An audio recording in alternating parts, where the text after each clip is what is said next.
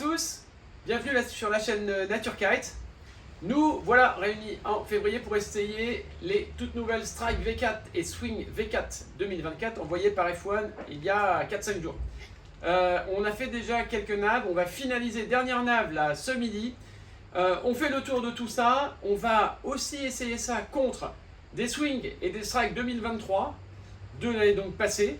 Et on va même mettre ça contre des Unit D-Lab V4 donc 2024 pour voir les différences. On fait tout ça ensemble et on se retrouve pour le débrief à la sortie de l'eau. A toutes.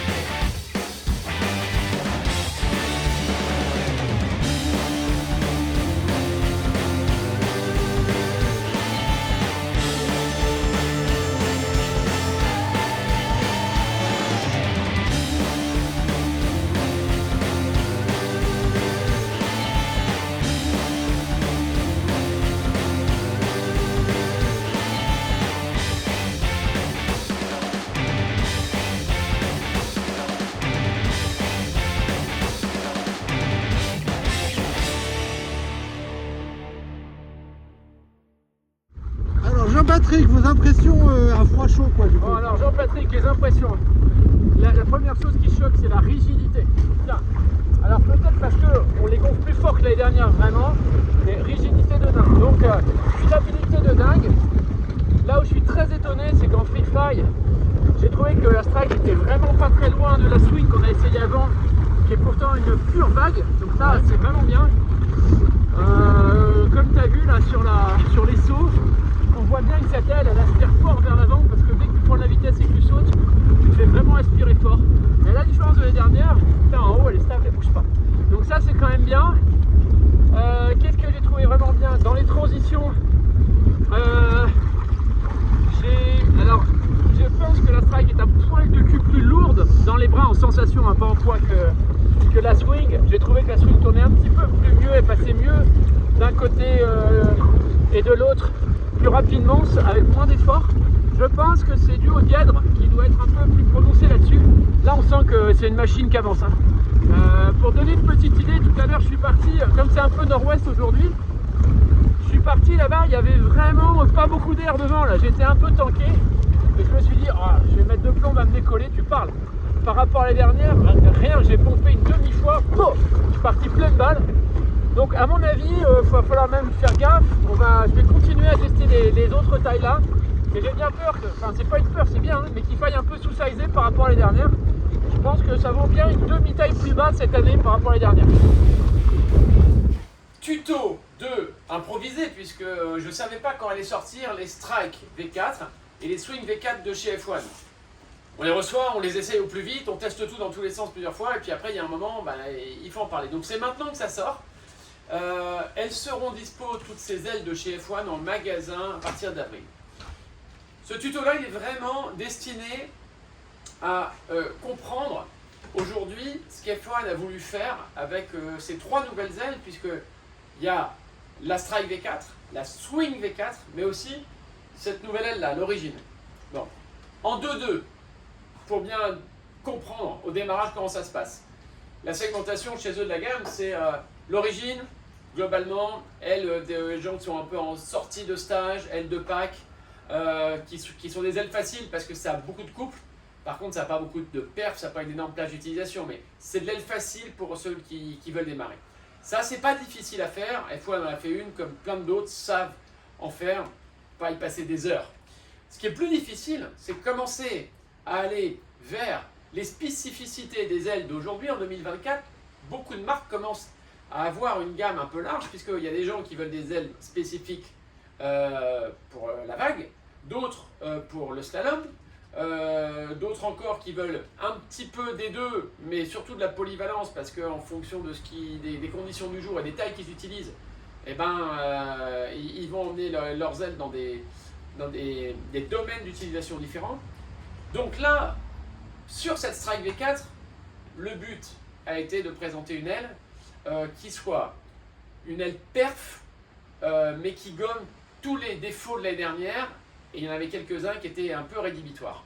La Swing V4, elle, l'accent a été vraiment mis sur sa capacité à faire de la vague et cette douceur légendaire qu'on aime, cette sensation d'avoir rien dans les bras. Le cahier des charges me semble avoir pas mal été respecté, on va le voir. Et puis, quand on sort de l'eau, là, on se dit, là, moi je sors de l'eau, les rushs là, ont été faits tout à l'heure. On a shooté que ça, mais c'est quand même la quatrième sortie que je fais avec pas mal de tailles différentes, que j'ai essayé avec plein d'avions différents, c'est vachement important ça aussi. Et la première chose qui nous choque cette année, c'est que on voit bien qu'en apparence, hein, quand on regarde la Strike V4 qui est là-haut, la Swing V4 qui sont derrière, d'abord on est un peu trompé parce que de loin, le code couleur, il est assez proche de celui de l'année dernière. Et là, faut pas vous tromper, hein, c'est pas parce qu'on change les couleurs que l'aile est bien différente, mais c'est pas parce qu'on garde des couleurs un peu équivalentes que l'aile est certainement la même. Non, non, vraiment, là pour le coup, moi j'ai été le premier très surpris parce que j'ai vu arriver ça, j'ai regardé l'aile et j'ai essayé de voir en quel point elle est différente. Immédiatement, ce qui m'a choqué avant de l'avoir en main, j'ai dit bon, ok, j'ai compris, c'est très différent. Donc, bonne nouvelle, on va avoir quelque chose à tester qui est forcément en rupture avec l'année dernière. Donc, je regarde le shape, qu'est-ce qui se passe? D'abord le dièdre. Vous voyez que le dièdre là, je rappelle, c'est la forme de l'aile là. La forme de l'aile qui est plus du tout plate comme l'année dernière. L'année dernière, elle était plate, on a eu un peu peur. Bon, le dièdre a changé. Ce qui a changé aussi, c'est que vous regarderez l'aile, il faudrait que je la bascule un peu comme ça, mais sur l'avant, là, cette aile, on se rend compte que par rapport aux autres années, cette partie-là, là, de là à là, c'est vraiment très très plat. Et après seulement sur la segmentation qui est très importante là, du bord d'attaque, immédiatement, on commence à avoir un arrondi. Mais là, on est très très plat devant. À mon avis, c'est ça qui est responsable en partie de la grosse stabilité dont on va parler après. Dans le shape, la forme du bord d'attaque. Alors, c'est ça, mais aussi l'épaisseur du bord d'attaque. Le bord d'attaque, on l'a comparé donc à celui de l'année dernière. Le bord d'attaque à taille égale est plus fin. Il est plus segmenté et il n'a pas du tout la même forme. L'année dernière, on était vraiment très très rond comme ça, de façon très homogène. Cette année, très plat et après on revient très fort. Donc ce bord d'attaque a vraiment changé par rapport à l'année dernière et on a aussi une latte centrale qui est très différente. La latte centrale, je ne sais pas si vous vous souvenez l'année dernière, elle était comme ça. C'est-à-dire, elle avait une forme très particulière, elle se terminait vraiment au goutte d'eau, mais elle était quand même massive. Cette année, on a une latte centrale qui est super droite et qui vient prendre en fait tout le bord d'attaque à cet endroit-là. Donc ça c'est important parce que L'année dernière, on était plugué juste sur le dessus, comme ça, là, du bord d'attaque, la latte centrale, et on venait derrière. Et forcément, elle bougeait un peu, elle se tordait un peu. Là, on a gagné énormément en rigidité sur ce T là. Ce T ici est vraiment super différent et il apporte une rigidité énorme. C'est pas seulement finalement la forme, c'est aussi les renforts. Ici, on voit qu'on a beaucoup plus de coutures que l'année dernière avec des renforts partout ici, en 3 coutures qui viennent rigidifier l'ensemble. Donc, ça fait partie forcément de la bonne intégration pour avoir de la rigidité. Et qu'est-ce qu'on a vu aussi par rapport à l'année dernière, c'est que le grammage a changé. C'est-à-dire que c'est toujours de l'itex, mais ici, par exemple, il est en plusieurs couches. J'en vois au moins 2, puisque c'est pas du tout le même niveau de transparence. À mon avis, je dirais que là, il y en a plutôt 3. C'est ça qui nous permet d'avoir une grosse rigidité.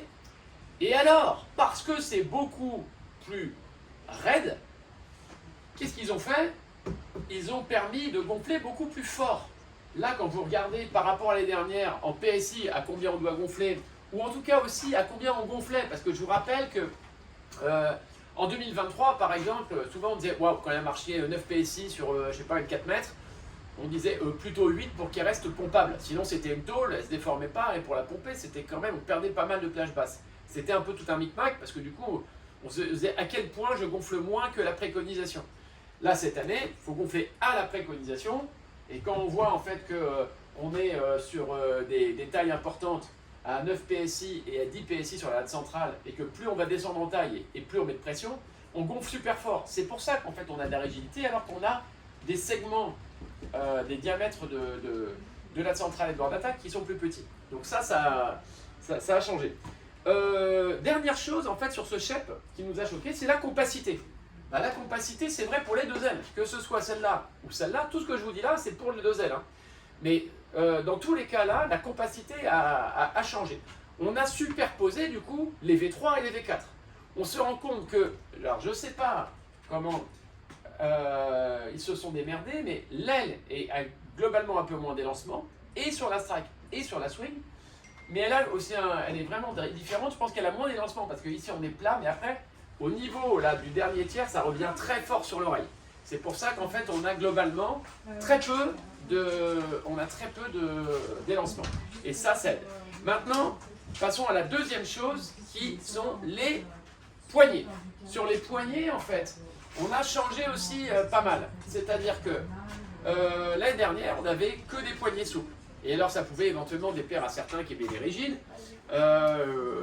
Cette année, en fait, on a par défaut les poignets des swings de l'année dernière sur la strike et la swing de 2024. C'est-à-dire qu'on a déjà beaucoup plus de rigidité que sur les strikes qui avaient des poignets l'année dernière qui est beaucoup plus souple que les swings d'après.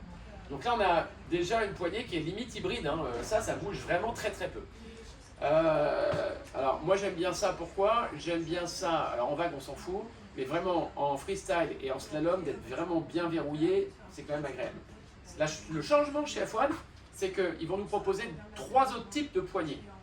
Une hybride, c'est-à-dire qu'au lieu qu'elle soit souple partout, elle est juste un peu souple ici, mais par contre, une vraie hybride qui a le départ complètement raide. Ici, donc vraiment un dérivé de plastique, mais quelque chose, je pense que, je ne sais pas exactement ce que c'est, j'aurais dit que c'était du Duratane, pas sûr, à vérifier, mais c'est bien raide, c'est hyper léger, et ça se met là. Donc là, c'est l'hybride. Après, on a la poignée rigide. Donc la poignée rigide qui, elle, va avoir de l'angle sur la poignée avant. Alors moi, j'aime bien ça en slalom, par exemple. Moi, je fais 1m74, j'ai besoin, si j'ai trop d'écartement comme ça, j'ai aucune force. Donc le fait d'avoir les poignées qui sont, la poignée avant rigide qui va arriver, qui va être disponible d'ici un mois dans les magasins, qu'on pourra racheter en plus de ces poignées-là, puisque toutes les ailes sont livrées avec les poignées souples par défaut, mais on peut acheter de la rigide par-dessus. Ça ne vaut pas une tonne, rassurez-vous. La poignée, en fait, elle a un peu d'angle, comme sur vous voyez, les anciennes Takuma là, qui avaient mis de l'angle, il y a eu 1 ou 2 marques qui avaient fait ça. Donc une poignée qui est un petit peu ouverte pour qu'on ait finalement, qu'on soit confort comme ça. Là, on a de la force, là, on n'en a pas. Donc cette poignée-là en slalom, elle est vraiment bien. Attention, on testera, bien qu'elle soit très légère, qu'en slalom, le fait d'avoir pris des poignées rigides, le petit excédent de poids, que ça ne nous amène pas du balancement. On verra. Pour les avoir eu dans les mains, je pense qu'on va s'en sortir très correctement. En dehors des poignets, il y a un truc qui a disparu par rapport à la dernière, c'est, vous vous souvenez, sur toutes les F1, il y avait des petits tétons qui permettent d'attacher le bout de harnais qui était délivré par F1, spécialement conçu pour ses ailes. Ok, cette année, ça a disparu parce qu'en fait, F1 ressort un bout de harnais spécifique qui va être beaucoup plus raide, donc il va plus se balancer, qui va venir ici à l'insert des deux poignets. Il est déjà disponible chez F1, on va pouvoir les vendre avec, parce que de plus en plus de gens mettent un harnais, et c'est assez logique. Hein. Là, pour vraiment faire du slalom aujourd'hui, pour avoir vraiment une bonne contre-gîte et être verrouillé, le bout de harnais devient quasiment incontournable. Dernière chose, bah, c'est le poids sur la balance. Bah, le poids sur la balance des ailes, on les a, comme on a renavigué avec des Strike V3 et des Swing V3 donc de l'année dernière là-dessus, avant de les mettre à l'eau, avant qu'elles soient mouillées, quand même on les a mises sur la balance. Et alors ça c'est très bizarre parce que elles font à vraiment poil, rien, à quelques dizaines de grammes près, les mêmes poids. Donc en fait, finalement, ça a très peu changé. Cette strike là, on l'a mesurée, c'est sur la strike, il y a une petite différence, elle est un petit peu plus légère. Je ne sais pas vous dire pourquoi. Le diffuseur est quand même moins grand. Le diffuseur, là, c'est la partie à l'arrière, ici, où on avait vraiment une surépaisseur pour avoir beaucoup de rigidité là-dessus et que ça puisse écouler sans que ça flappe le flux d'air pour avoir un écoulement laminaire optimisé. Ok, mais ça faisait quand même un truc, un triangle grand comme ça l'année dernière et peut-être qu'on a gagné en poids là-dessus. Mais bon, on n'en parle pas parce que c'est tellement insignifiant sur la balance que finalement ce qui compte c'est après quand on l'a prise dans les bras ce que ça donnait. Et ben là l'impression elle a été marquante puisque quand on les prend dans les bras, c'est de nouveau cette sensation qu'elles volent toutes seules par ce nouveau dièdre là, ce dièdre avec ce creux un peu plus prononcé qui font que comme elles volent toutes seules, on a vraiment l'impression que c'est hyper légère dans les mains. Alors ça c'est et l'une et l'autre, mais voilà, ça nous a marqué. Derrière, donc on a dit, pour résumer les deux ailes, plus de compacité, oui. Beaucoup plus de rigidité, oui. Très important, pour tout la rigidité finalement. Mais très important, voilà, à chaque fois que j'ai essayé pour la première fois les deux ailes il y a 4 jours, j'ai jamais senti cet effet tôle qu'on avait l'année dernière, qui m'avait déplu dès le début, mais qui avait déplu à pas mal de gens, ou en tout cas qui les avait surpris, au point qu'ils ont été obligés d'adapter leur technique de pumping à la Strike V3 et aussi de dégonfler un peu pour avoir un petit peu plus de mou et réussir à partir dans le vent léger. Là, mais alors que les ailes se ressembleraient un peu si on ne fait pas gaffe, allez, comme moi je l'ai fait, regarder tous les détails, alors finalement elles n'ont rien à voir, mais de loin on pourrait croire que c'est un peu similaire et quand on les prend dans les mains ça n'a plus rien à voir à ce niveau-là. Beaucoup plus rigide, mais pas cet effet tôle. Donc ça nous a marqué. Et donc, par la rigidité, qu'est-ce qu'on a eu? On a eu de la plage d'utilisation, parce que la plage haute est forcément agrandie quand on a de la rigidité, ça ne flappe plus et ça ne bouge plus. Dans le mouvement de piston et le balancement, il n'y en a plus.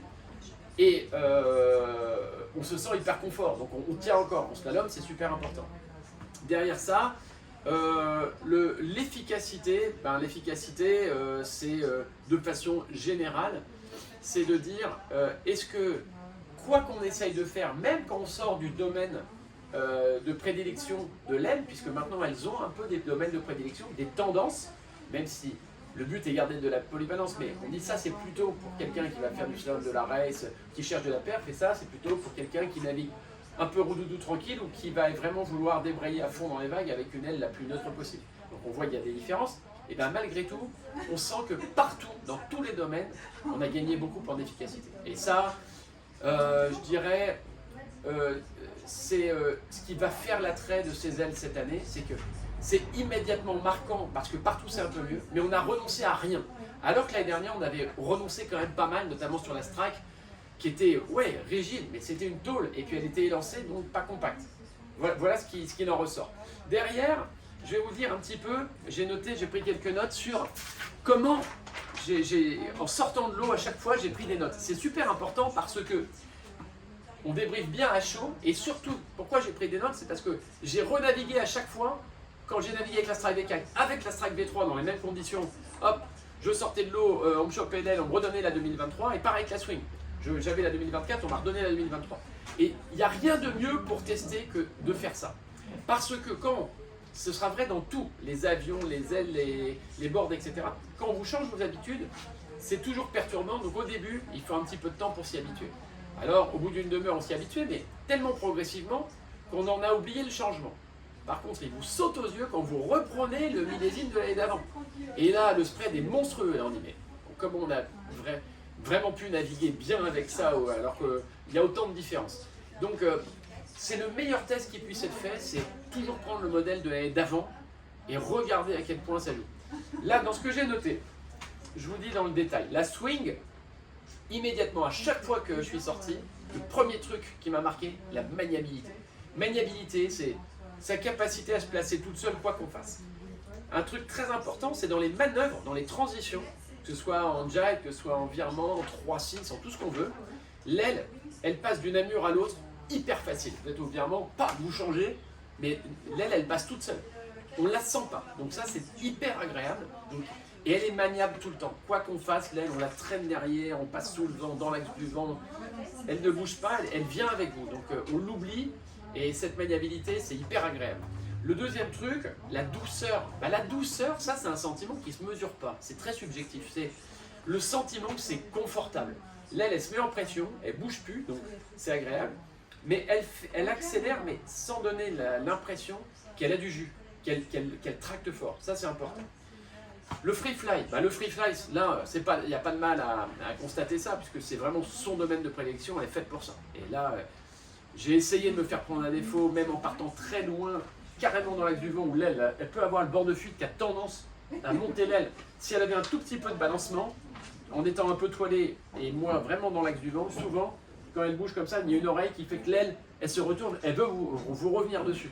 Ça, c'est jamais arrivé. Donc cette mania, elle est bien, mais ce free fly, là, optimisé, c'est hyper agréable en vague. Après, la plage basse, c'est comme l'année dernière, qui était bonne sur la swing, et la plage haute, c'est beaucoup mieux que l'année dernière. C'était un petit peu le défaut de la swing l'année dernière, c'était une aile confortable, mais ce qu'on appelait un peu plan-plan. C'est un peu péjoratif, mais plan-plan parce que dans la plage haute, on ne pouvait plus accélérer parce qu'on traînait de l'air et parce que ça commençait à bouger un peu, ça flappait un peu. On sentait que ça manquait un peu de raideur, tout ça. C'était pas son domaine de prédilection, mais vous comme moi, je sais très bien, vous faites de la vague, mais quand vous remontez au près, vous avez envie que ça monte vite et que ça bouge plus. Bon, cette année, ça marche. Donc ça, c'est important, ça a progressé. Et puis toujours la compacité, comme j'en parlais tout à l'heure, mais la compacité, ça revient partout. Là, moi, j'ai fait de la vague avec la 4,5 et la 3,5. Avec une 4,5, quand on commence à faire vraiment de la vague et essayer de mettre un peu d'angle, la compacité, c'est important. Donc là, jamais j'ai les oreilles qui m'emmerdent, qui touchent un peu aux transitions pareilles, donc ça, c'était bien. Les petits moins pour la swing qui est derrière. Les petits moins, ça a été... Elle va quand même... Alors, comme je faisais la strike et la swing, quand je prenais la swing après la strike, vraiment, je trouvais que ça allait moins vite. Alors, notamment, attention le bémol. Je trouvais que ça allait moins vite quand quand je mettais mon 850 et qu'il y avait 17 nœuds, en fait, il y avait une différence de confort quand je commençais à accélérer au travers, et ça allait un peu plus vite, mais c'était pas si marquant. Attention, c'est pas marquant, mais au GPS, pour vous donner une petite idée, entre la 2023 et la 2024 en strike, il y a 2,5 nœuds de vitesse en 850, ce qui est déjà beaucoup. Mais par contre, il y a 3,5 nœuds quand j'ai mis le 650 quand il y avait 25 nœuds.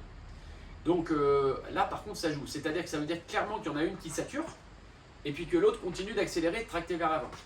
Donc ça, c'était impressionnant. En dehors de la vitesse, donc, la swing n'est pas faite pour ça. Elle est un petit peu plus roux-doudou, mais un peu moins pénétrante que la strike, donc elle va un peu moins vite que la strike.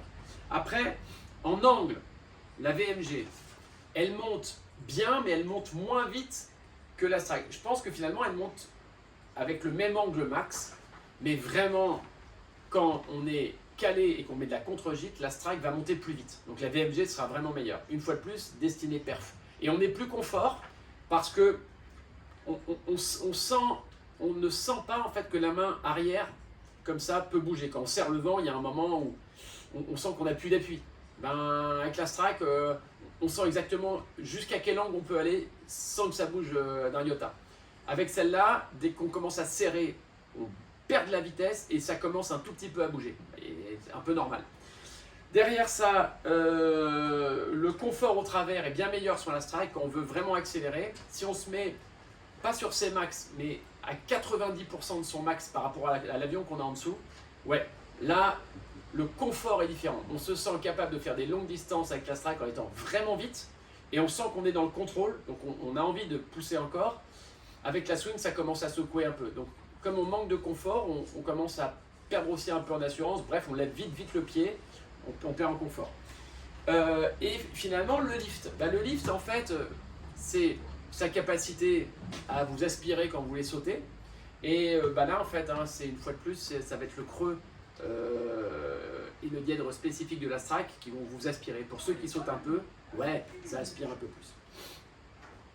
Pour la Strike, après, vraiment concernant la Strike, en sortant de l'eau, qu'est-ce qu'on a dit? Immédiatement, vous la prenez dans les bras, rigidité. Truc absolu. Par rapport à l'année dernière, c'est beaucoup plus rigide, mais qu'est-ce qu'on fait quand on l'a dans les mains? On sait que c'est rigide, puis après, on essaie de se lancer pour voler. Donc là, qu'est-ce qu'on fait? On teste la plage basse. C'est-à-dire, est-ce que ça aspire? Est-ce que le pumping est efficace? Oui. Incroyable. Par rapport à l'année dernière, alors, c'est sûr que l'année dernière, c'était vraiment pas son fort. Donc cette année, puisque c'est plutôt beaucoup mieux déjà que la moyenne des ailes, forcément, quand on met la 2023 contre la 2024 Strike, il y a un monde. Donc, immédiatement, très bien. Elle tracte vers l'avant. Quand on dit qu'elle tracte vers l'avant, ça c'est super important. Souvenez, on avait testé ça, là, la fusion. Pourquoi on avait fait des chronos qui étaient vraiment sympas?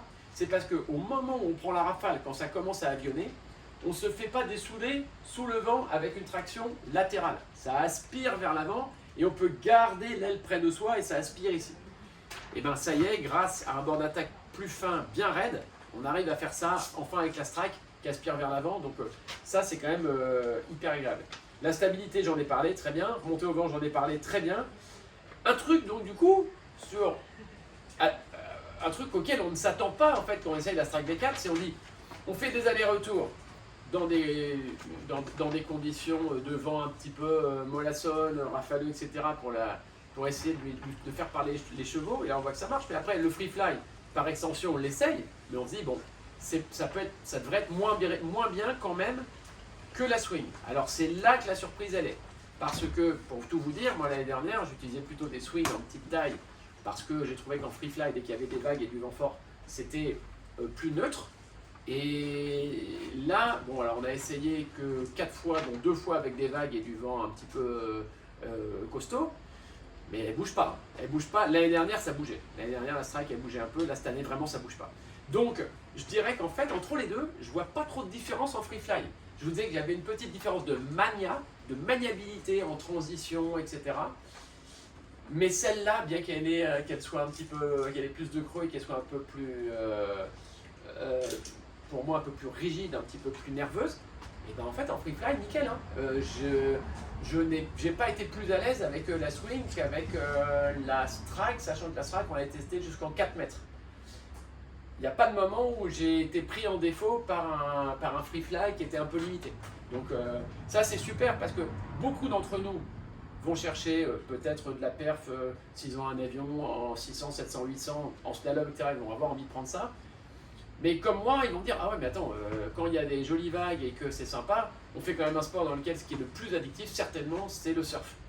Et donc on veut renoncer à rien. Là, premier, on renonce à rien. Donc ça peut pas être le critère principal de choix cette année. Le free fly va marcher très bien dans les deux. Je dirais que le critère principal de choix, c'est la différence de douceur et la différence de maniabilité, de manœuvrabilité. Voilà. Derrière ça, qu'est-ce que j'ai vu? La plage d'utilisation. La plage d'utilisation. Là, aujourd'hui, il y avait patate à 29-30 nœuds. Là, hein, on a pris les relevés, parce que j'ai demandé aux riders qui étaient là, ils étaient tous en 3 ou 3,5. Donc, j'ai fait exprès d'aller jusqu'au bout avec ce 30 nœuds qui arrivait devant et qui montait pour voir ce que ça donnait. Moi, je fais 73 kg en 4 mètres. Normalement, je suis bien en dehors de ma plage. J'aurais dû être en 3. L'idée, c'est que en 4 mètres, j'étais pas du tout dessoudé. Hein. J'étais dur, mais j'étais pas inconfortable. Ça voulait dire que en slalom ça pouvait marcher, en free fly ça marchait, Les seuls moments où ça devenait un petit peu compliqué, c'est les virements, les jibes, etc. Puisque là, forcément, je me faisais un petit peu embarquer, je sentais vraiment que j'étais toilé. Mais la plage d'utilisation haute, du coup, est vraiment très importante. Et quand je vois qu'à la dernière navigation, où j'étais un peu avec de l'eau là, avec une planche qui coulait, j'avais un 850, j'avais du mal à me sortir de l'eau, et qu'en 3 coups de pumping je partais, ça veut dire que la plage globale d'utilisation, basse et haute, est quand même assez monstrueuse. Donc ça c'est important, et ça va vous aider aussi à vous choisir votre quiver, parce que moi pour tout vous dire, l'année dernière, j'avais 5,5, 4,5, 3,5, 2,5, c'est beaucoup d'ailes. Mais ici, en même temps, on a besoin de beaucoup d'ailes parce que ça va on navigue de 6 à 45 nœuds. Donc forcément, cette année, je fais pas pareil. Je fais 5-4-3 parce que la 3, je vais la tenir jusqu'au bout. À 40-45 nœuds, je peux tenir la 3, je le sais, pas de problème. Et ma 5 est beaucoup plus puissante que ma 5,5 l'année dernière. Si vous aviez 5,5 l'année dernière en V3, moi je vous dis qu'en V4, si vous voulez la même planification, la 5 mètres fera tout à fait l'affaire. Je vous dirais même que la 5 mètres V4 elle est même un peu plus puissante selon moi que la 5,5 V3 qu'on avait testé en double. Donc gaffe à ça. Pour tout vous dire, la 5 mètres, moi je l'utilise avec un 850 et mes 73 kg. Il me faut 13-14 nœuds. L'année dernière avec ma 5,5, il faut aller 15 nœuds. Voilà, donc ça vous prouve à quel point c'est efficace en plage basse, parce que ce pumping est grave efficace. Et puis derrière ça, je me suis quand même mis une 7 mètres pour aller chercher avec des downwinder ou des mini downwinder, donc ces planches là très longues, très fines, la plage 6-12 nœuds, on ne peut pas aller chercher autrement. Derrière ça, qu'est-ce que je vous ai vu aussi les quelques inconvénients de la strike, puisqu'en fait j'en ai noté 2-3. Quand on passe de la swing à la strike, le passage d'une amure à l'autre dans les virements par exemple ou autre, ouais, on sent que ça prend un petit peu plus de temps, c'est un petit peu, ça s'oublie un peu moins dans les mains. Ça semble puissant pour les très très légers. J'entraîne là le petit pôle espoir France là, avec mes wingers qui sont jeunes, hein, ils ont de 13 à les plus vieux ont 19, mais j'en ai beaucoup donc qui font 1m55 pour 45 kg. Hein. Ceux-là vont être obligés de sous-sizer parce que les strikes cette année, c'est plus efficace au pumping, ça tracte plus, ça crée mieux son vent, donc faudra qu'il sous-size. C'est pas un inconvénient, mais c'est à prendre en considération dans le choix du quiver, notamment quand on est léger. Et puis, ça c'est une considération personnelle, mais j'ai adoré les strikes tant que je les utilisais avec des avions moyens à petits. Quand je dis moyen à petit, je l'ai essayé avec le nouveau 1100 Seven Seas là. Qui a un joli ratio qui est fin par rapport à l'année dernière, donc qui glisse, qui va vite. J'ai aimé. Et après, je suis descendu jusqu'à 650. Dans toutes ces conditions-là, c'est-à-dire j'ai des avions qui glissent, qui accélèrent. L'aile veut me tirer vers l'avant, ça tombe bien, mon avion y va. En revanche, à un moment, il n'y avait pas d'air. J'ai essayé avec un 1500 7.6. Donc là, le truc fait, je sais pas, je crois que ça doit faire 110 de SPAD. C'est un peu plus épais, c'est normal, c'est fait pour porter, mais ça a peut-être une vitesse limitée à, je sais pas, peut-être 18 nœuds, 19 nœuds. Alors là, je me suis retrouvé un petit peu dans une situation délicate parce que l'aile ne veut faire que tracter vers l'avant. Elle avance, elle tire vers l'avant. Donc ça glisse, mais l'avion, lui, en dessous, il veut pas y aller parce que lui, en fait, il a du mal à accélérer, il a du mal à atteindre une vraie vitesse de pointe. Ce qui fait qu'en fait, on se retrouve aspiré vers l'avant et on a l'impression qu'on n'a pas le bon avion. C'est pas que c'est désagréable, mais on se retrouve un petit peu, on voit bien qu'il y a un truc qui ne va pas. Donc, peut-être pas la strike pour quelqu'un qui a un niveau intermédiaire ou quelqu'un qui est vraiment lourd et qui va utiliser un gros avion. Après, mon frère Jérôme, qui filmait tout à l'heure gentiment, lui il fait quand même 106 kg. Lui il n'a pas ce problème-là. Pourquoi? Parce qu'il navigue avec des avions en général autour de 900, 1000. C'est son avion de base. Donc lui, au contraire, l'aile a beaucoup de jus, elle tracte beaucoup et après elle crée son vent. Et elle aspire vers l'avant en ayant une grosse fluidité. Alors lui, avec un avion de 900 dessous qui peut compresser pour accélérer, pour lui c'est le bonheur. Parce que là, ça gaze à fond. Mais s'il faisait 106 kg avec moins de niveau, donc il utilisait peut-être une 1500, je lui conseillerais la swing parce que le surplus de vitesse qu'il va avoir et de pénétration qu'il va avoir, ça va servir à rien parce qu'il ne pourra pas faire parler les chevaux. En bas, il est bridé par un foil trop gros. Voilà. J'espère que c'est à peu près clair tout ce que je vous dis là. C'est beaucoup d'infos comme d'habitude parce que, mais oui, quand on fait, là j'ai dû faire, je sais pas, 4 fois 2 heures, peut-être 8 heures sur l'eau avec les 2 ailes, plus à chaque fois le rajout que je mets pour reprendre l'aile de l'année dernière en main et avoir ce différentiel d'impression entre un millésime 2023 et 2024. Au bout de 10 heures, en fait, j'ai plein de trucs à vous dire. Et je vous l'ai dit comme ça un peu dans le désordre, mais suivant en fait à chaque fois toutes les notes que j'ai prises, mais à chaque fois je fais essayer, quand je vous dis que je fais un tuto, je fais essayer toujours à un léger, donc souvent à quelqu'un du Pôle Espoir, et à un lourd. Ça c'est souvent mon frère Jérôme qui est beaucoup plus lourd que moi. Et je fais bien attention à vérifier que ce que je dis, ça ne peut pas s'appliquer qu'à mon gabarit. Et quand c'est le cas, quand il faut différencier par le gabarit l'impression, alors je vous le spécifie. C'est pour ça que c'est un petit peu toujours dense et pas forcément organisé avec une trame où je vous dis exactement, voilà, il y a 3 points forts et 3 points faibles, parce que je suis obligé de pondérer par rapport aux tailles qu'on utilise, et au gabarit qu'on a, et puis il faut que je vous explique par rapport à ce que vous connaissez, c'est-à-dire par rapport peut-être au 2023 que vous avez testé. C'est ça qui est important. Donc c'est toujours à mettre en parallèle de. Une aile n'est pas très bien ou pas bien. Souvent, quand on la trouve pas bien, par exemple, souvent c'est qu'elle est pour une utilisation spécifique et c'est pas notre dada. Donc on dit elle est pas bien. Non, si c'est une aile qui est pure speed, bah forcément en freefly ça va être un petit peu lourd en général, ça va balancer, ça va être un peu tendu. Si on a une aile qui a énormément de creux pour un débutant lourd et qu'on met un mec de 60 kg qui tartine en freestyle, il va se retrouver un peu encombré, quelle que soit la taille. C'est le chef qui veut ça. Et donc ça c'est vraiment important à prendre en considération. Dans ce que je vous dis, si vous paumez un peu, nous on est là pour ça. Jérôme et moi on a eu beaucoup ces modèles là dans les mains. Vous pouvez venir les tester puisque je les strike et les swing en 2024. Je les ai en test dans quasi toutes les tailles. Donc vous pouvez au magasin venir les tester. On est 1 avenue de la Bergerie à Hyères. Venez tester ça c'est beaucoup plus probant que d'écouter 30 minutes de description. Et puis le deuxième truc, c'est que si vous n'êtes pas là, appelez-nous 04 94 21 97 57. Jérôme et moi, on va être capable, si vous donnez votre niveau, votre poids, etc., vos avions, hein, parlez-nous de vos foils, vos avions, vos tailles de foils, et puis votre planche. Quand vous dites tout ça, on sait très bien à quoi ça correspond. Et on est capable de vous dire vers quoi il faut aller. Et je dirais que là-dessus, on ne se rate pas. On a trop l'habitude de voir 300 personnes par an qui viennent switcher leur matos pour se rater. Maintenant, on arrive... Enfin, en général, ce qu'on fait, c'est qu'on donne juste ce qu'il faut aux gens qui viennent ici en test pour qu'ils aillent essayer. Et ça évite d'avoir un discours long et fastidieux. Mais on leur a mis juste la pépite qu'il leur faut dans les mains. Ce qui fait que quand ils reviennent, en général, c'est juste une validation. On n'a pas besoin d'en parler. Ils disent, bah, c'est génial, je veux ça, je prends ça. Une fois qu'ils sont tellement convaincus, ils n'ont plus envie de parler. Si vous ne pouvez pas le faire, appelez-nous. Par contre, on est dispo pour vous.